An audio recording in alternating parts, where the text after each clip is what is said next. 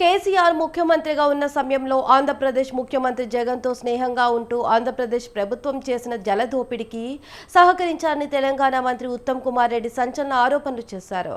కృష్ణా జిల్లాలో తెలంగాణకు 200 టీఎంసీలు సరిపోతాయని చెప్పిన ఘనత బీఆర్ఎస్దే అని ఆయన విమర్శించారు. కాంగ్రెస్ అధికారంలోకి రాగానే కృష్ణా జిల్లాలో 500 టీఎంసీల కోసం పోరాడుతున్నామని ఆయన స్పష్టం చేశారు. బీఆర్ఎస్ 10 ఏళ్ల పాలనలో తెలంగాణకు చాలా అన్యాయం జరిగిందని ఆయన అన్నారు. జగన్ హయాం పోతిరెడ్డిపాడు సామర్థ్యం పెంచిన అక్రమంగా ముచ్చుమర్రి నిర్మిస్తున్న కేసీఆర్ మౌనంగా ఉన్నారని ఆయన ఆగ్రహం వ్యక్తం చేశారు.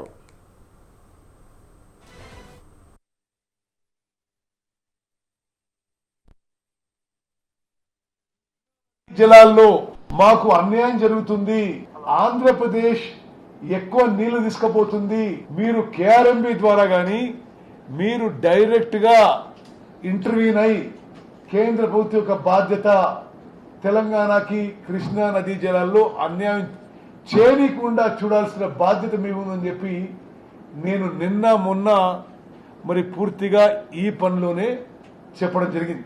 కేంద్ర మంత్రి సిఆర్ పాటిల్ గారు, కేంద్ర జలవనరుల ముఖ్య కార్యదర్శి దేబశిష్ ముఖర్జీ గారు కేఆర్ఎంబికి నా ముందే డైరెక్షన్స్ ఇచ్చిండ్రు. వాళ్ళు ఇమీడియట్ గా మీటింగ్ పిలిచిండ్రు. ఈ కృష్ణా నదీ జలాల కేటాయింపుల్లో వాళ్ళు తగిన విధంగా చర్యలు తీసుకుంటామని చెప్పి హామీ ఇవ్వడం జరిగింది. 10 ఏళ్ల పాటు వీళ్ళు అధికారంలో ఉండి కనీసం టెలిమెట్రీ ఇన్స్ట్రుమెంట్స్ పెట్టలేకపోయినరు. ఆంధ్రప్రదేశ్ జల దోపిడీకి సహకరించిండ్రు. మేము డైరెక్ట్ గా కేంద్ర ప్రభుత్వానికి నేనే ప్రతిపాదన ఇచ్చిన, కృష్ణా నదీ జలాల్లో మాకు అన్యాయం జరుగుతుంది. పాలమూరు టు రంగారెడ్డి ప్రాజెక్టు పూర్తయి ఉంటే మహబూబ్ నగర్ జిల్లా అద్భుతంగా ఉండేదని ఆయన అన్నారు. కాళేశ్వరం ప్రాజెక్టులో నీళ్లు రాలేదు, కానీ బీఆర్ఎస్ నేతల జేబులు మాత్రం నిండాయని ఆయన ఆరోపించారు.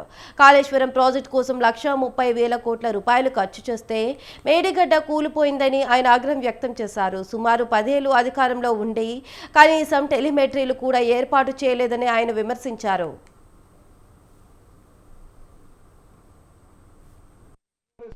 గురించి ఇరిగేషన్ గురించి ఎవరికన్నా మరి ఏమైనా గుర్తొస్తే మెయిన్గా ఏంటంటే కాళేశ్వరం ప్రాజెక్టు మనందరి జీవితాలు తాకట్టు పెట్టి, మన పిల్లల జీవితాలు తాకట్టు పెట్టి, వాళ్ళ పిల్లల జీవితాలు తాకట్టు పెట్టి 1,00,000 కోట్ల అప్పు తీసుకొచ్చి 1,00,000 కోట్ల అప్పు తీసుకొచ్చి కడితే వాళ్ళ టైంలోనే డిజైన్, వాళ్ళ టైంలోనే కన్స్ట్రక్షన్, వాళ్ళ టైంలోనే ఓఎం, వాళ్ళ టైంలోనే కూలిపోయింది.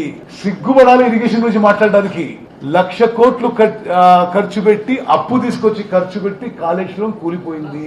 అసలు ఎంత నిస్సిగ్గుగా, నిర్లజ్జగా ఒక పిల్లర్ కుంగిపోయింది. అసలు మేడిగడ్డ బ్యారేజే is the heart of Kaleshwaram project అని వాళ్లే అనేక సందర్భాలు చెప్పింది. వాళ్లే కట్టిండ్రు, వాళ్లే జేబులు నింపుకున్నారు. నీళ్ళు ఎవరికైతే రాలేదు, కానీ ఆ Kaleshwaram project Medigadda barrage collapse అయిపోయింది. దాని గురించి కూడా ఆయన విమర్శిస్తున్నాడు. సిగ్గుపడాలి. తెలంగాణ ప్రజలకు, రైతులకు క్షమాపణ చెప్పాలి.